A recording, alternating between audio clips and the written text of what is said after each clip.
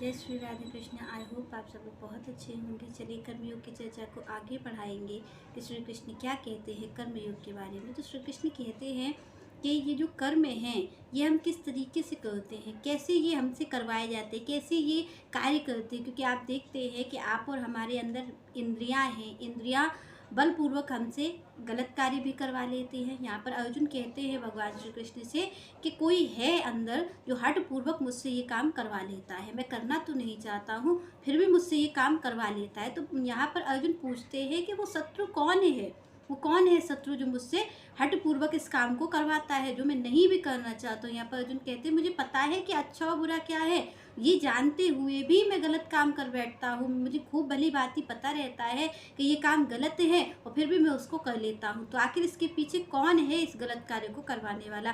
तो ऐसा अर्जुन पूछते हो। आपके हमारे जीवन में भी यही दिक्कत है कि आप और हम जानते हैं, भली भांति जानते हैं कि ये कार्य गलत है, उसके बाद भी आप और हम कर लेते हैं। तो यहाँ पर श्री कृष्ण कहते हैं कि ये क्यों होता है, ये रजोगुण के कारण होता है। रजोगुण से क्या होता है, काम की इच्छा प्रकट होती है, कामनाएं बहुत सारी प्रकट हो जाती है भगवान के लिए, जिसके कारण इंसान इतना उनमें हो जाता है, मोहग्रस्त हो जाता है, अंधा हो जाता है कि उसे सही गलत का तो पता ही नहीं रहता। तो भगवान कहते हैं भाई ये रजोगुण है ना, ये जो काम की इच्छा है, आप और हम देख रहे हैं अपने जीवन में कि अगर मन किसी चीज़ को पकड़ लेता है कि मुझे ये चाहिए है, तो वो ये देखता ही नहीं है कि क्या गलत है और क्या सही है, उसको तो बस उसकी इच्छा रहती है कि मुझे ये पाना है। तो भगवान कह रहे हैं कि ये क्यों है, क्योंकि ये जो रजोगुण है, रजोगुण काम की इच्छा को प्रकट करता है। इच्छा उत्पन्न हो जाती है, बहुत सारी कामनाएं उत्पन्न हो जाती है। किसी को धन इकट्ठा करने की इच्छा हो जाती है, किसी को संबंधों को इकट्ठा करने की इच्छा हो जाती है, किसी को मतलब किसी न किसी चीज़ की इच्छा, सुख बुद्धि किसी न किसी चीज़ में हो जाती है,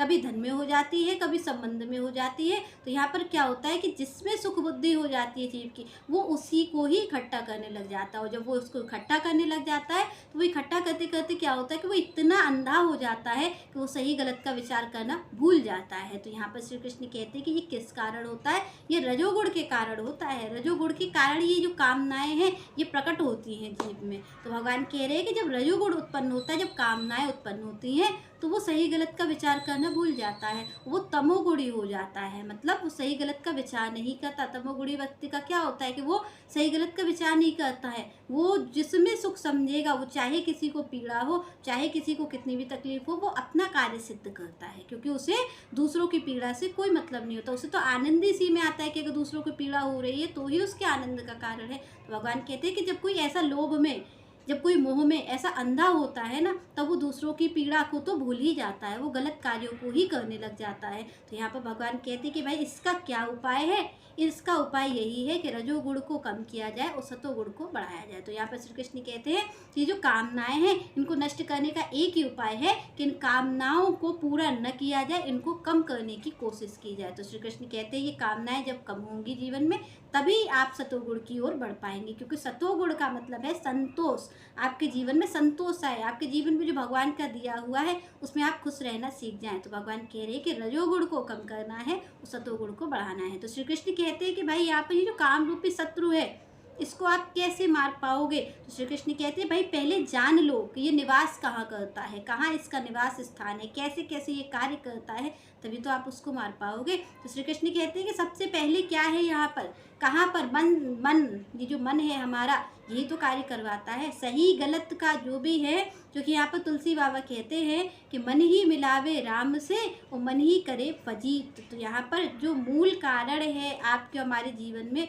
वो क्या है, मन। क्योंकि हम किसके गुलाम हैं, आप और हम जब भी कोई चीज़ कहते हैं तो हम ये कहते हैं कि हमारा इस चीज़ का आज मन है खाने का, इस चीज़ का हमारा मन नहीं है करने का।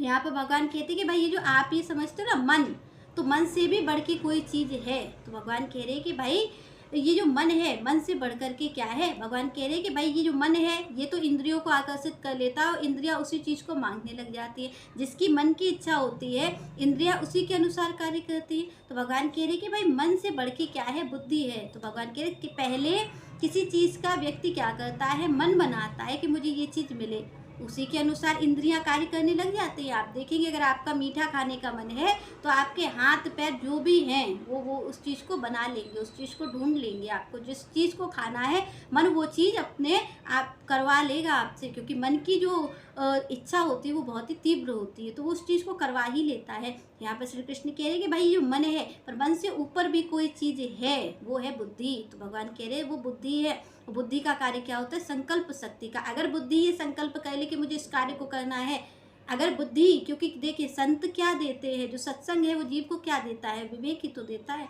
विवेक जब जागृत होता है तो जीव ये जान लेता है कि अच्छा बुरा क्या है, ये चीज़ अच्छी है, ये चीज़ बुरी है। और संतों की कृपा से जब विवेक जागृत होता है तो जीव अच्छी चीज़ का चयन करता है, उसकी संकल्प शक्ति हो जाती है। अभी क्या है, आप और हम संकल्प करें, मान लीजिए हम ये संकल्प करें कि इस कार्य को हम करेंगे, पर क्योंकि मन हमारा एकाग्र नहीं है, इस वजह से वो संकल्प शक्ति है वो क्षीण हो जाती है, हम उस कार्य को नहीं कर पाते हैं। तो हमारी बुद्धि क्या करती है? संकल्प का कार्य करती है। भगवान कह रहे हैं कि मन से ऊपर क्या है? बुद्धि है।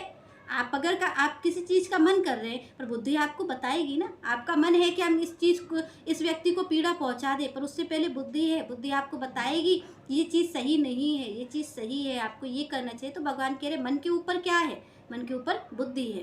और बुद्धि के ऊपर क्या है? बुद्धि के ऊपर आत्मा है। भगवान कह रहे आत्मा, जिसका जो क्या सुख चाहती है। भाई देखिए मन आपका राजी हो जाएगा, मन तो राजी हो जाएगा आपकी सुख सुविधा में। आप मन को सुख सुविधा दे दो, क्योंकि मन तो अंधा है। जैसे अंधा व्यक्ति होता है, उसको कुछ पकड़ा दो वो वही पकड़ लेगा, क्योंकि वो तो जानता नहीं है। तो ये तो बिल्कुल अंधे जैसा है मन। इसको आप अगर मूवी दिखाने लग जाओगे ये उसमें लग जाएगा, अगर आप इसको संतों की वाणी सुनाने लग जाओगे ये उसमें लग जाएगा। तो मन का तो ऐसा है कि आप जो उसको देना चाहोगे वही आप, वो तो उसी में राजी हो जाएगा। बुद्धि भी उसी के अनुसार कार्य करने लग जाएगी जैसा मन है। तो यहाँ पर क्या है? भगवान कह रहे पर मन से ऊपर बुद्धि है। बुद्धि ये विचार करना जानती है कि सही और गलत क्या है।